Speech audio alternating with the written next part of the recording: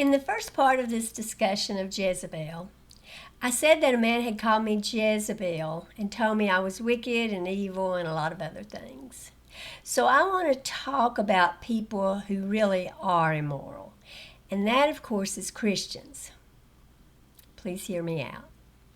It's amazing to me that the man who felt the need to castigate me and then compare me to Jezebel, thanks again, apparently considers himself to be a good, moral man, and I'm assuming a Christian, since he also told me that as a woman I should not be teaching. He said that a woman should not presume to teach anything, 4 exclamation points. It is absolutely incredible that Christians who are grossly immoral themselves think they can sit high and look low at a person who is against slavery and all the other atrocities contained in some old manuscripts, atrocities that they themselves support. Yes, I said that Christians are grossly immoral, and that's what I meant. Christians, at least fundamental Christians, are hideously immoral. Why are they immoral? Because while I, Jezebel, am against a set of manuscripts written by some ancient men that promote evil behaviors, Christians support the manuscripts and therefore all the wickedness the manuscripts reveal. Christians want me to follow in their path by worshiping their wicked God, who commands and approves of villainous actions. And yes, like Queen Jezebel, I refuse. I've talked about most of these things before, of course, but I figure if I keep repeating them in various ways, maybe eventually some will open their eyes and see the evil that they endorse. Christians approve of murdering babies as a sacrifice or in obedience to Yahweh. They believe it is good and holy and above reproach to murder babies who have done absolutely nothing wrong or offensive. And if a group of people rebel against Yahweh or fail to give him his due, what is Yahweh's solution that Christians approve of? Look at this, Hosea 13:16. Samaria shall become desolate, for she hath rebelled against her God. They shall fall by the sword, their infants shall be dashed in pieces, and their women with child shall be ripped up. Christians endorse slicing and dicing living babies and pregnant women. They like the idea of ripping open the bellies of pregnant women as punishment for not following Yahweh. They have to like it because Yahweh likes it. Ask them. Ask them whether they sanction this. They might hem-haw around a bit, embarrassed to have to admit it, but if you back them into a corner, they will have to own up to the fact that they support murdering pregnant women and the babies of parents who don't follow Yahweh in his evil ways. Despite their many claims to the contrary, Christians approve of murdering babies. Sure, they're picky about it. They might approve of murdering babies a long time ago, but not today. They might approve of murdering non-Jewish babies, but not Jewish ones. Now, of course, if their God told them it was what he wanted, they'd approve of murdering every single baby in the whole wide world today. Murdering babies is cool with them. They have no qualms about it. In fact, the man who might be their greatest hero, the man they look to as being a faithful friend of Yahweh, their beloved father Abraham, was willing and ready to murder his own son at the temptation of Yahweh. And Christians are all gaga over Father Abraham, and for that very reason. He's someone they all emulate. Oh, Yahweh, please help me be as faithful as Father Abraham. Let me, Yahweh, be good enough to murder my own child for you. That's what they aspire to. Christians long to be like Father Abraham. Their big goal in life is to love and trust Yahweh, so much that they too would tie down their beloved child upon an altar without blinking an eye. They would be totally proud of themselves if they could muster that kind of faith. If they too could be willing and eager to offer their child upon the altar to please an angry God, their life would be complete. Now, I'm not being dramatic here or overstating my case. This is the person they want to be. Now, I'm not saying most Christians would actually kill their children. No, most would rationalize it away. It'd be like when some Christian tells others they can't marry again after a divorce unless it's for fornication, unless the divorce was for fornication. But then when it comes to him and his children, he figures out a way that it's okay for them to marry again. You know, like somebody said that my wife might have told somebody that she had a crush on so-and-so, and where there's smoke, there's fire, and boom, I'm free to marry, woohoo.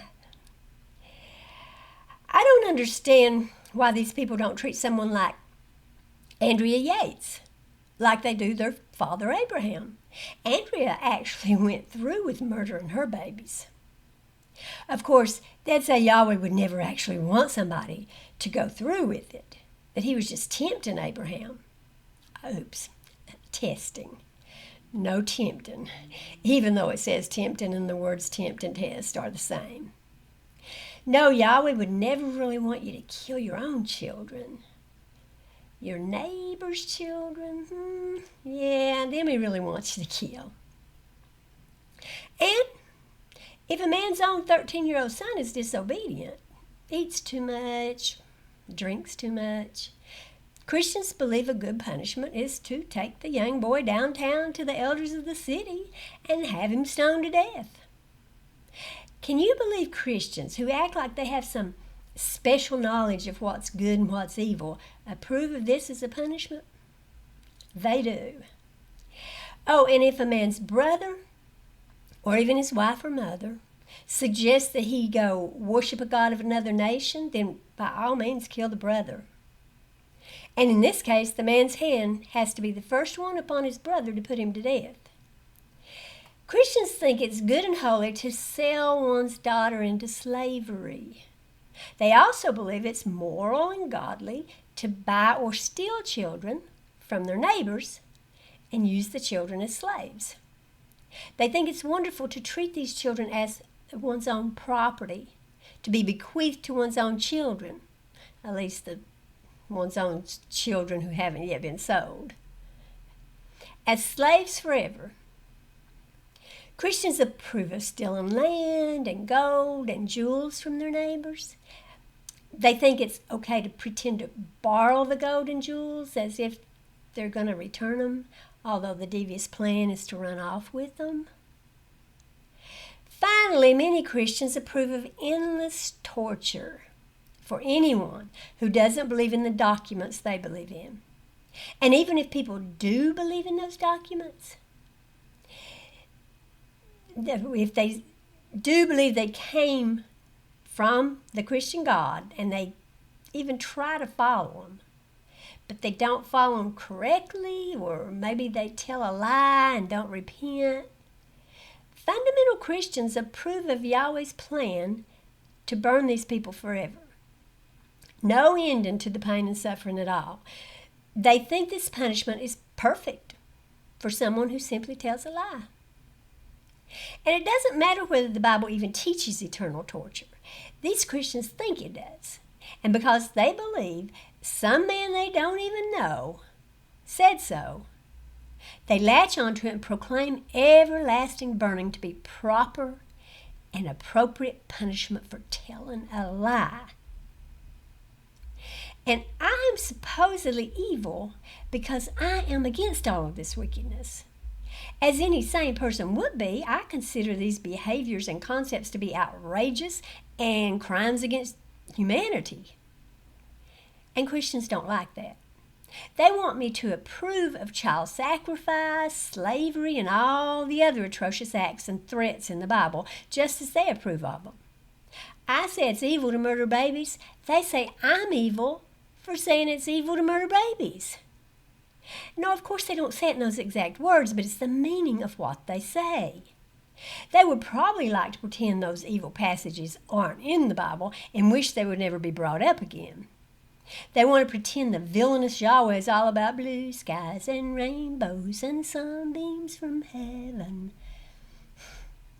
But when they approve of Yahweh, when they claim that He is good all the time, then they approve of every single thing He's done and every single thing He has told His people to do. So yes, they endorse murdering babies, selling one's daughters, and stealing or buying children of others. And no, it doesn't matter that Christians today wouldn't murder a baby or sell their daughters. That's totally beside the point. Anyway, they would murder their children if Yahweh told them to. And we all know it. Well, the more faithful ones would anyway, and the less faithful would believe they ought to murder their children, and that murdering their children was the right and good and holy thing to do. But whether they do it or not, by their worship and approval of Yahweh, they hold the coats of the ones who committed these heinous acts. They don't have to murder or steal or enslave themselves.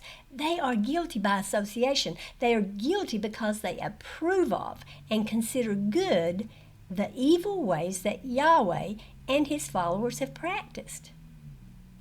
Christians defend the murder of babies by saying that Yahweh created these babies so He can smother them, drown them, stab them, shoot them, or slice them to pieces, and use adult humans to do His dirty work in making it happen. Well, even if Yahweh had created sentient human beings, that would not give Him the right, once the people existed, to treat them like garbage that can be chopped up on a whim. Anyway, just because any of us might have a right to do something, that doesn't mean we should do it or that doing it is good.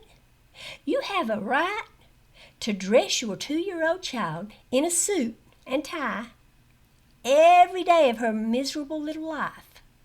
But that doesn't mean it's smart. It doesn't mean it's kind. It doesn't mean it's good. And it for sure doesn't mean it's love. Murdering babies is not good. It's just not. Christians can deny it till the cows come home, but murdering babies is not good, and neither is Yahweh, who commands and sanctions these murders. But Christians are brainwashed. That's the only reason they could approve of murdering babies and ripping open pregnant women and selling their own children. And being brainwashed, they unfortunately call evil good and good evil. As Isaiah 5:20 says, "Woe unto them that call evil good and good evil, that put darkness for light and light for darkness, that put bitter for sweet and sweet for bitter." That's what the Bible does, and it's what those who follow it do. They therefore, thinking they're being good, condemn me when I speak out against the wickedness contained in the documents that they love and cherish. I understand where Christians are coming from. Of course I do. I used to be brainwashed just like they are, and it now breaks my heart that they approve of murdering babies and doing all the other heinous acts that the ancient Hebrews thought were good. It breaks my heart that I was once with them and doing the same thing. So I will continue to do all I can to help destroy the brainwashing, and I will gladly take the persecution and abuse that come with it. This is Jezebel, signing off. Thanks for watching. Bye.